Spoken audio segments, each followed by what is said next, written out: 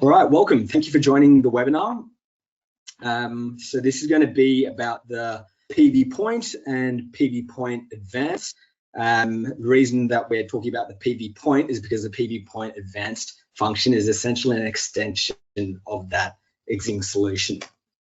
So for those that don't know me, my name's Pat.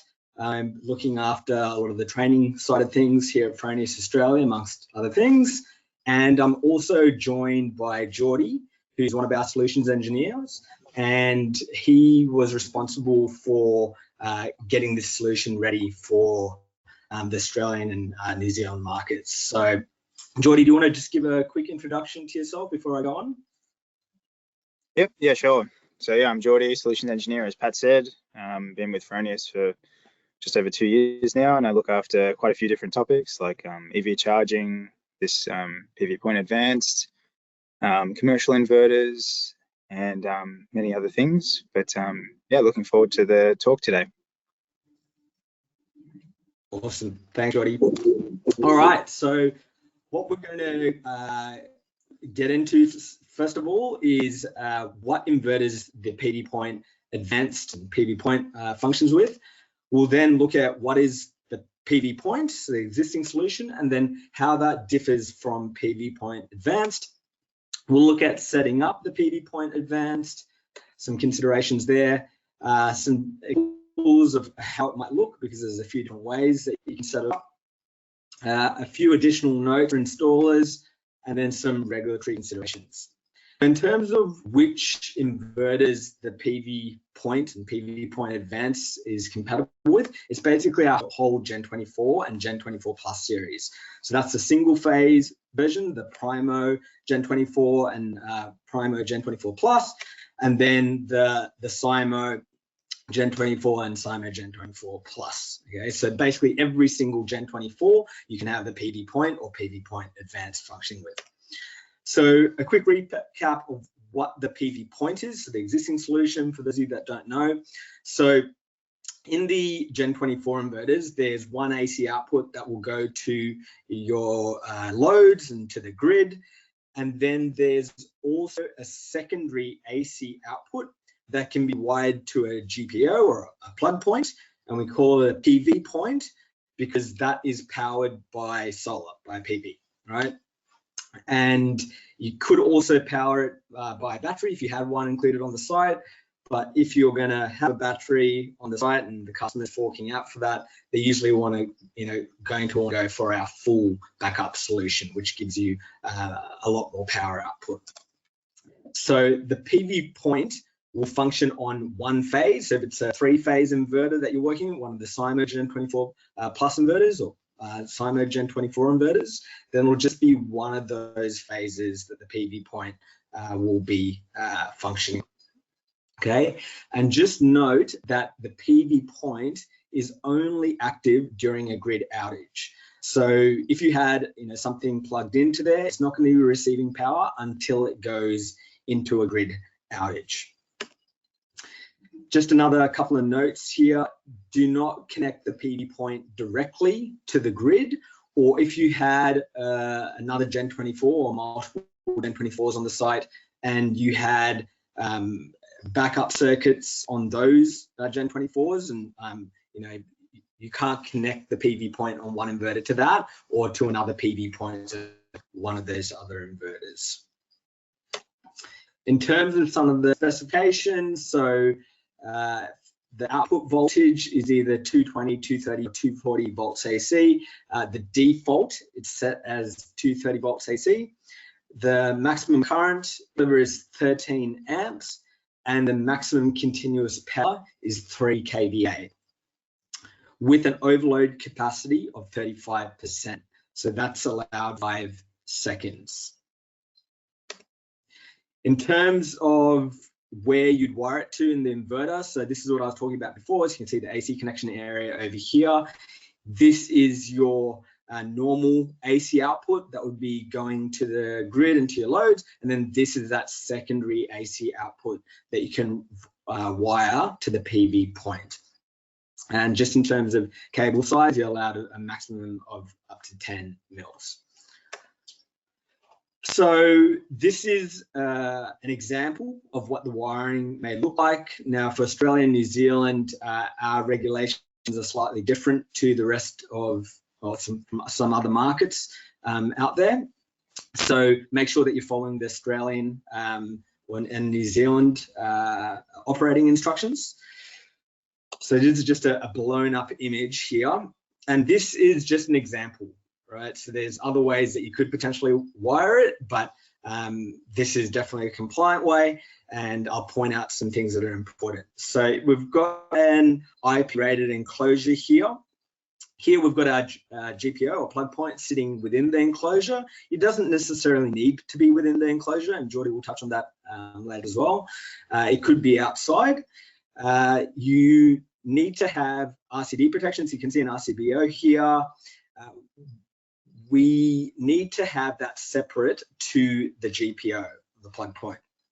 If you have a GPO with an inbuilt RCD protection, that would make it a final sub-circuit as per our regulations, and then you would need to be at the source, which would be up at the inverter.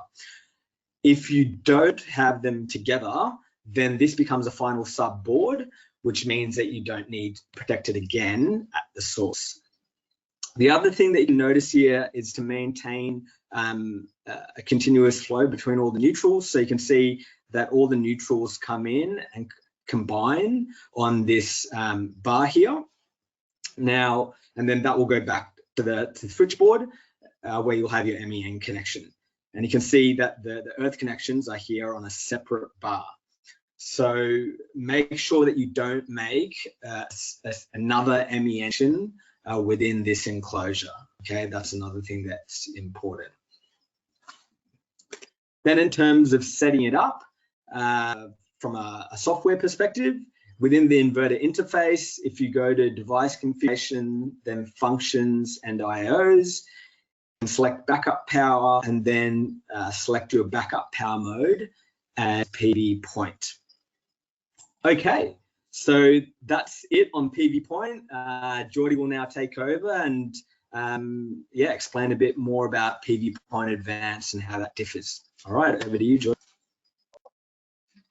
Lovely. Thank you very much, Pat. Lovely.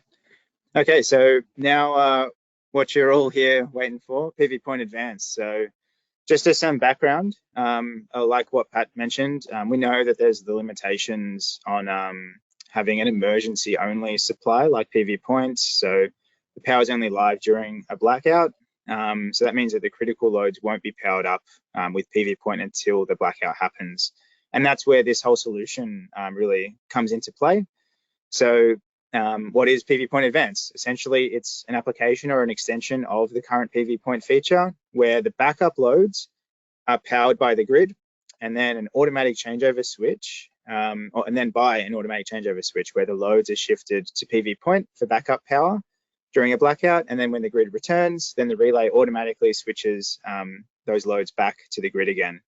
So that allows things like if you have a lighting circuit or a fridge, freezer, or a router to be connected directly to your PV point advanced, allowing them to have that automatic backup from the sun in case of an outage. So essentially to achieve this, there's no changes on the software setup of the inverter that are needed. We're just using the existing PV point setup that Pat took us through.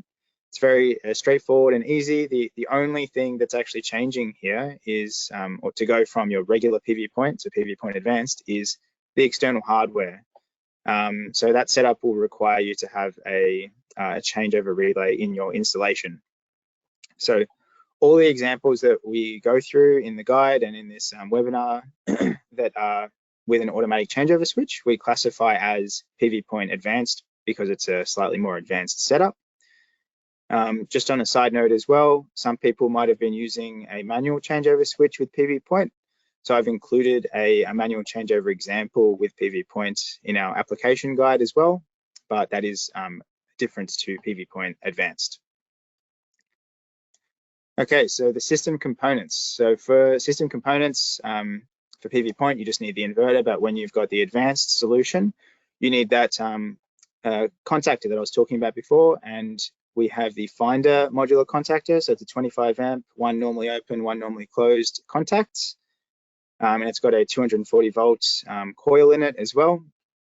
So currently we don't approve any other contactor brands to be used for this application. I've been testing other brands which may be added to the list, and we'll send out some marketing info if any new contactors are added. But please, don't hold your breath on it. Some relays have been tested that have the same or similar specifications to the finder, but they don't actually pass the requirements for use in this particular application. So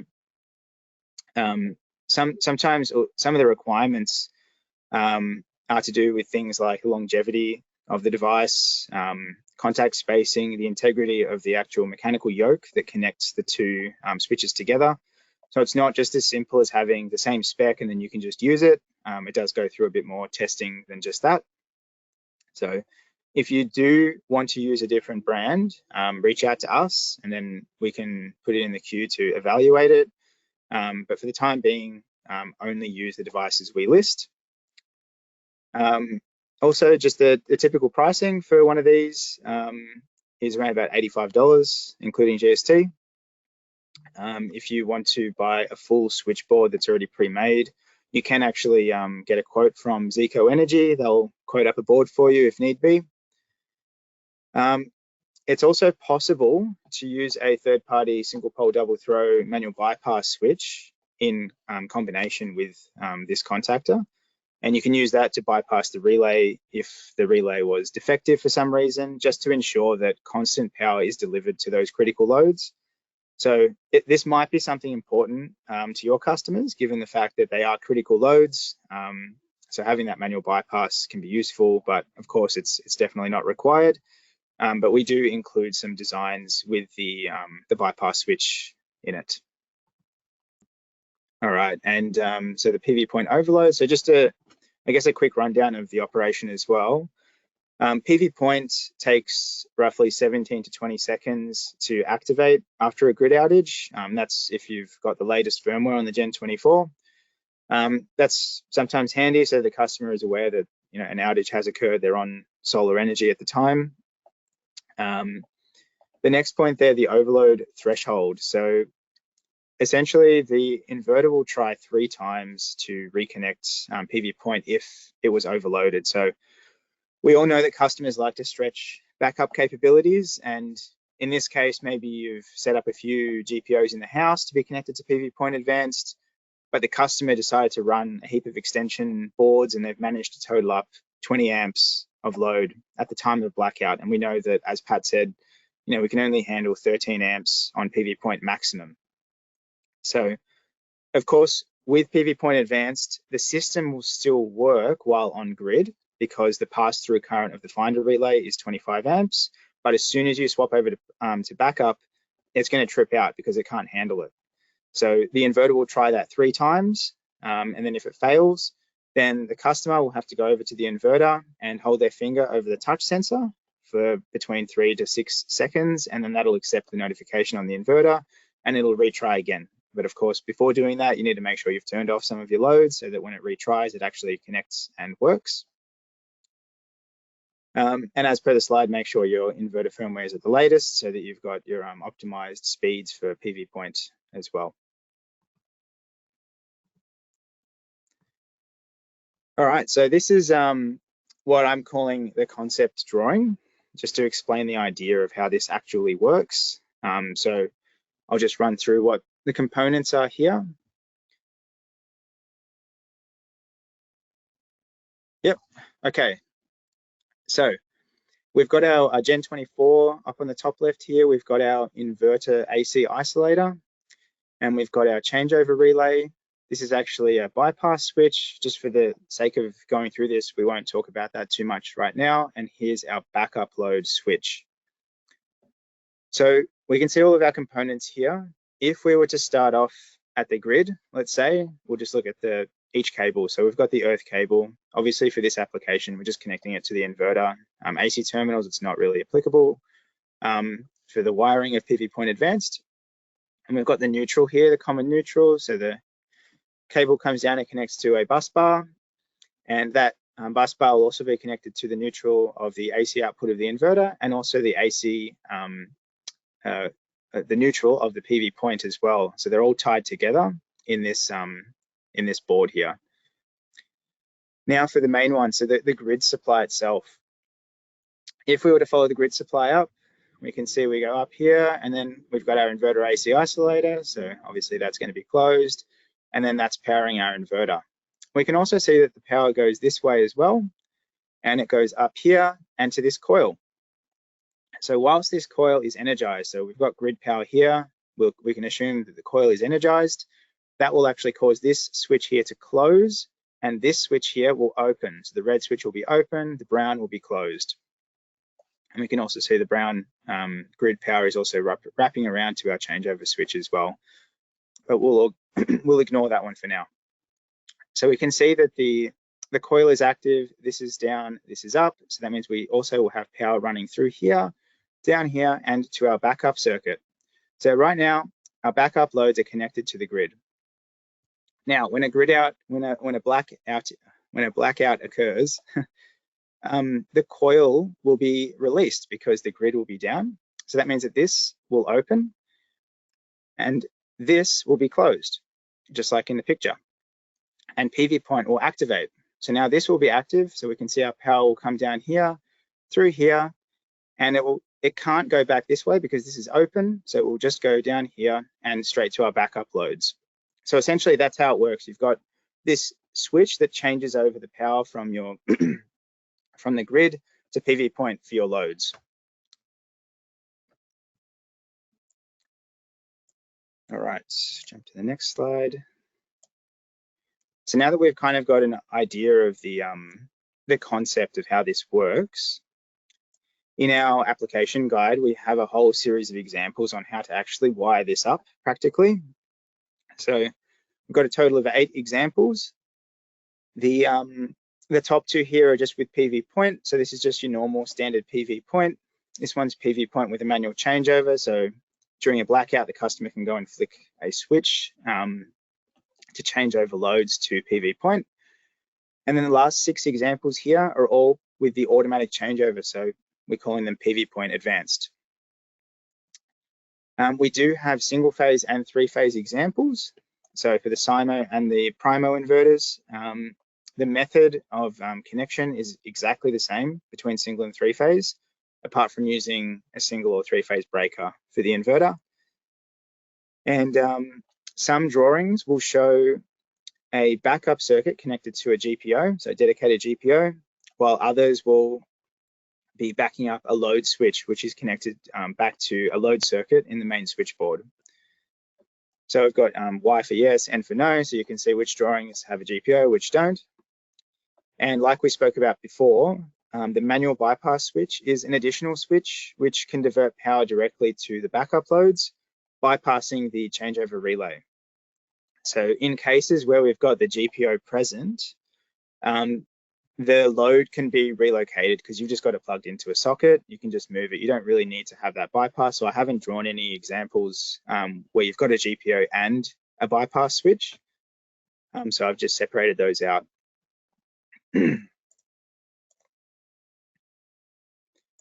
Okay, so this is the first example we'll have a look at. And again, this is all provided in the application guide. So similar to the concept drawing, we have the inverter AC isolator over here. We've got our backup load MCB, and we've got the finder contactor over here. So the specified relay, being the finder relay in this case, will be used in the active state for a prolonged period of time because we are powering the coil off the grid. So all drawings specify the relay to be put to the right-hand side of the switchboard. So it's got an air gap at the right edge of the DIN rail, and also with a DIN space to the left as well. If there's an example with a GPO, I put the GPO right next to it because the GPO acts kind of like a partial air gap anyway. And the idea behind that is to preserve the life of the relay because of the expected life of the entire PV system. You want everything to stay alive and working for a long period of time. In Finder's manual as well, they actually specify to have an air gap between, for example, adjacent relays, or if the ambient temperature is above 40, or if you've got a coil that's being operated for a prolonged period of time and loaded up with over 20 amps. They specify to have a gap of 9 millimeters, but we've just put a full DIN slot in there in the examples. So while the setup's running normally, the coil will be powered by the grid, and there's a little LED on there that'll be illuminated, and that can help service workers know that the source is still active after turning off, because if you turn off all the breakers in this board here, it'll still be active. So you have to turn off the upstream breaker to the distribution board, and of course you'd have to follow the shutdown procedure for the Gen 24 as well. Also, don't power the coil by PV point, or basically don't do anything that's not specified in our wiring diagrams. Just follow them specifically. For example, if someone decided they wanted to power the coil by PV point and do it the other way around, you're going to run into quite a few different issues, like when cloud coverage comes over or when the sun comes down and the voltage starts to drop on PV points because it doesn't have enough power, and then that'll release the coil, and when the coil gets released, then the loads get turned off, and because the loads get turned off, then the voltage builds back up again, and then it goes into a cycle of turning off and on repeatedly, which you don't want to have.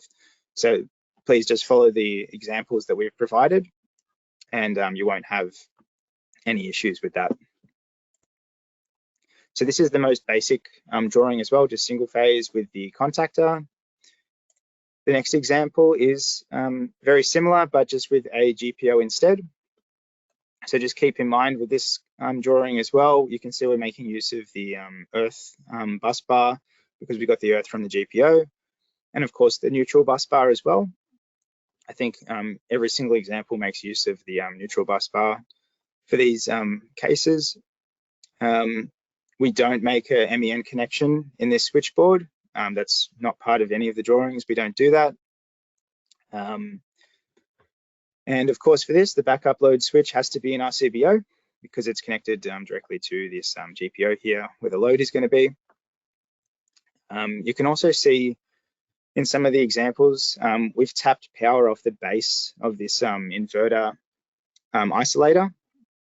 The reason for that is if the inverter, for example, needs to be turned off, or for some service reason it's being turned off or being replaced or whatever's going on, the loads won't turn off.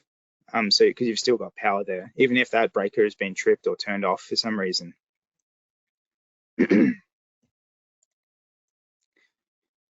And for the last example that I'll show here, we have a bypass switch. So you can see it's just here.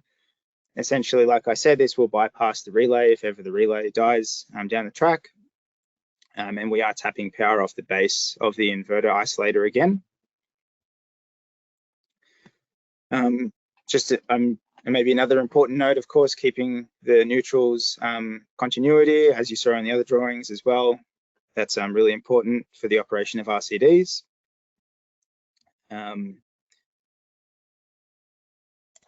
To the next one. So this is how an example drawing that we looked at just before would look in real life. So you can see we've got the air gap there, we've got the switch for the backup loads, and we've got the inverter isolator as well. Here's another example. So we've got the finder relay on the right hand side here, right next to a GPO. And we've got the RCBO here and also a three-phase breaker. So this would be a three-phase system. So just some notes. It is possible to have a higher pass-through current. I mentioned that earlier in the session. So you can have loads that are technically larger than 13 amps connected on the backup circuit. But of course, we don't necessarily recommend you do that because if for some reason a blackout does happen and then the customer is using more load than what PV point can handle, it's just going to trip it out. So the customer will have to go and turn off certain loads. By having that additional headspace though, it does give the customer the opportunity to connect larger circuits and then ensure that he's only he or she is only using certain loads at a time, which is beneficial for sure. Another note here is that the finder relay fits a maximum of 6 millimeters squared into the main terminals, and 4 millimeters squared for the coil terminals as well.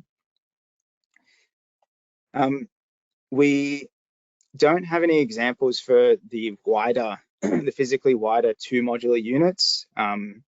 Generally speaking, I don't expect that to be needed or required, but if a site case does come up where you need to have those wider units, which have the larger terminal spaces in them for the bigger cables, just let us know about your application, and we can see if we can organize some testing for a larger contactor and also a drawing as well. And so lastly, the regulatory considerations. So there's been a bit of, I think, a bit of confusion in the industry about PV Point itself from a regulatory standpoint. PV Point and PV Point Advanced is to be considered as an alternative supply, not as a substitute supply. You know, the PV Point is literally just part of the inverter being tapped off. It's not a separate isolated supply, which it would have, I think, needed to have been in order to be a substitute supply. It's not that, it's an alternative supply.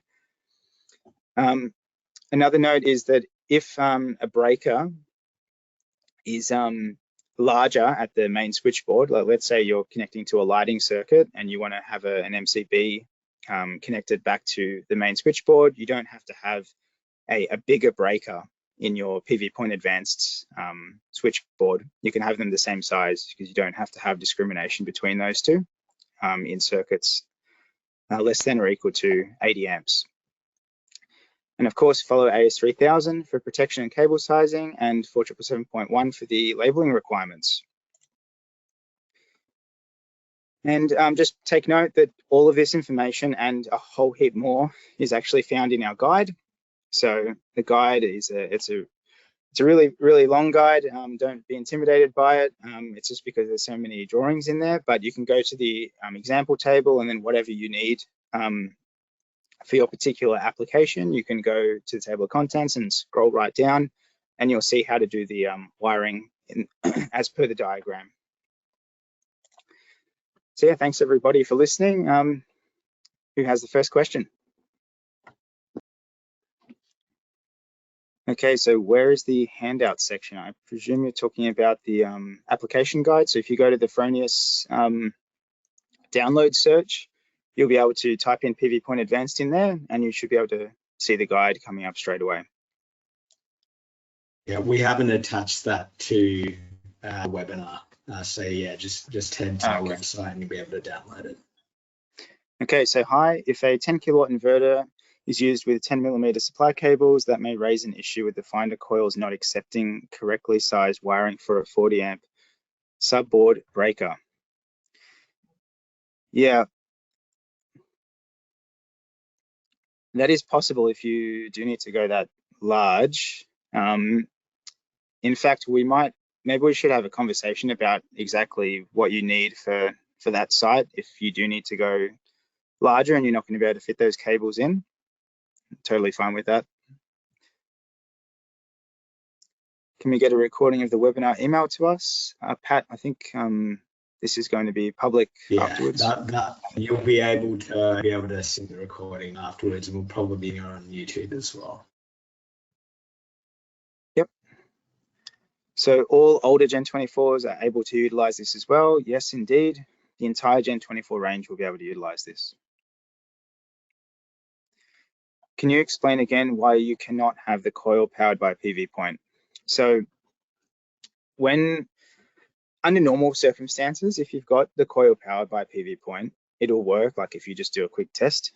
But you just have to keep in mind that when the power gets low, like let's say it's it's a cloudy day and you've got some loads connected to PV Point and the coil is powered by PV Point, as the power demand is static and your supply is starting to drop, the voltage will actually start to drop down from the Gen 24 because it just simply can't supply the voltage. And then once the voltage drops below a certain point, the coil will release.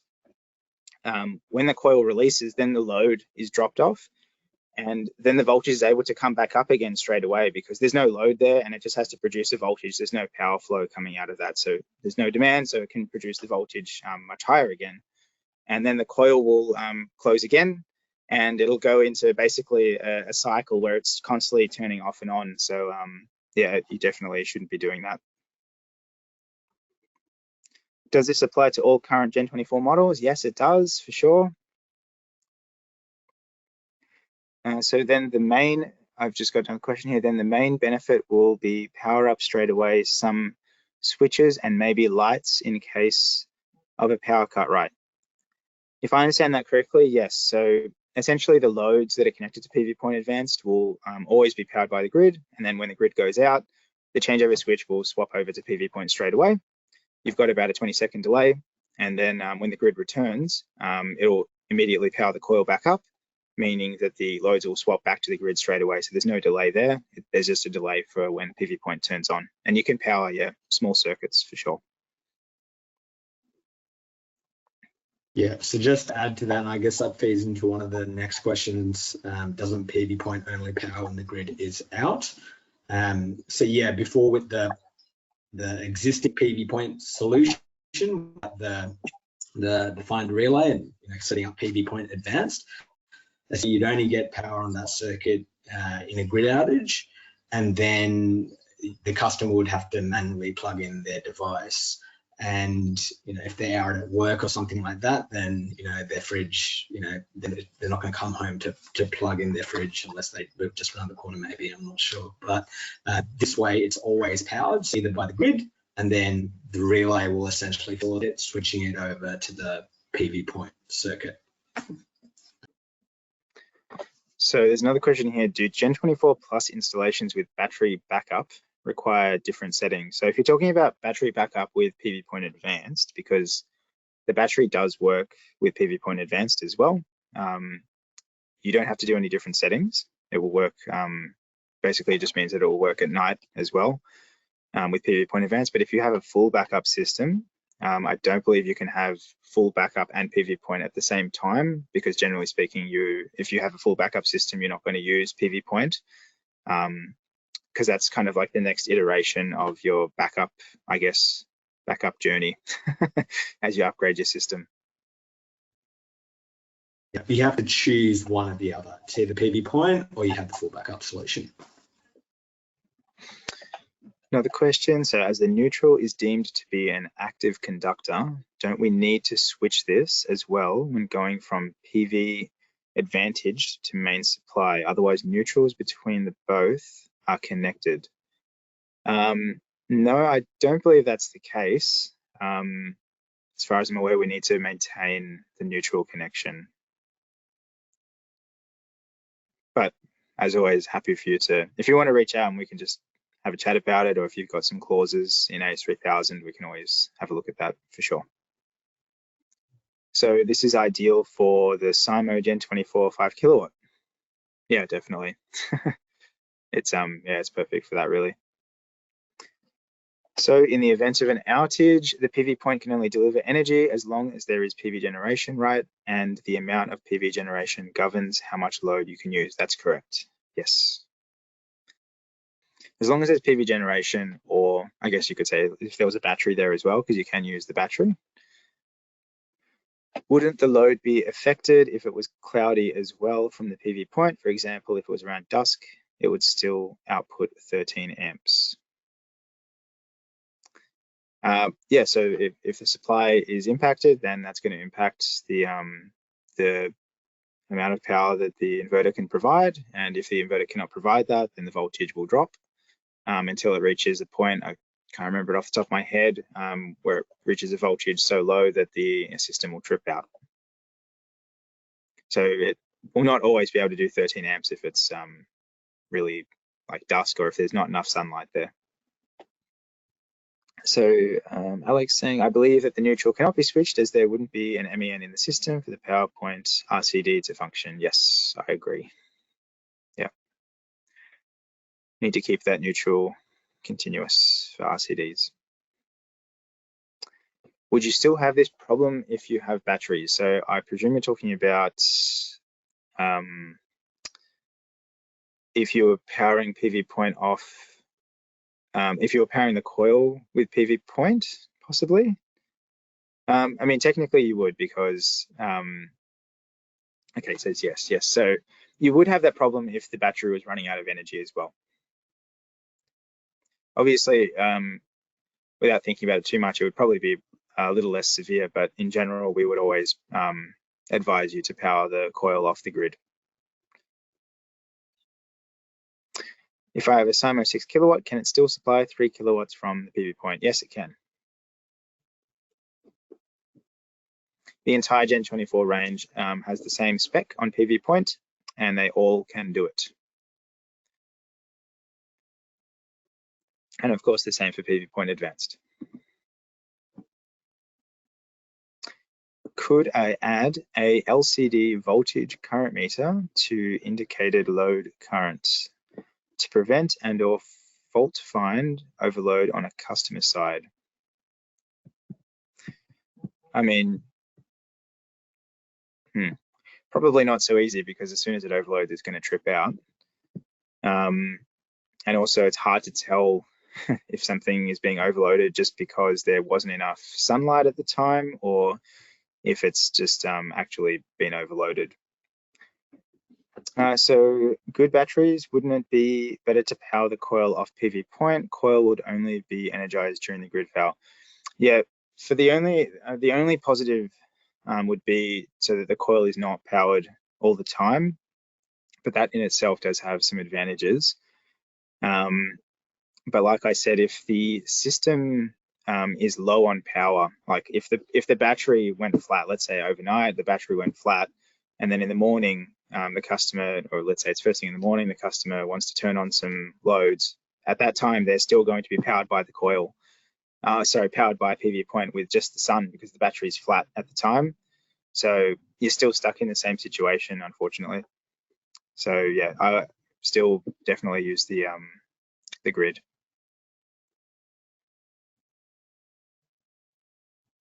Is there a specific range of labels that Fronius suggests to use for this setup?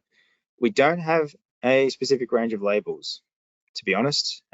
We would just say follow 4777, and I think it says an AS3000 on that one. But if you have some suggestions, always happy to chat about that too. Welcome to send an email to our PV support email address as well, and happy to chat after the webinar. Of course, that goes for any feedback on this topic as well. We always love to have feedback and make this into a really good solution that is fitting for everybody. So let us know what your thoughts are. All right, I think that's it. Yeah, no more questions. Thank you everyone for joining the webinar. Thank you, Geordie, for taking the time to share your knowledge on this topic.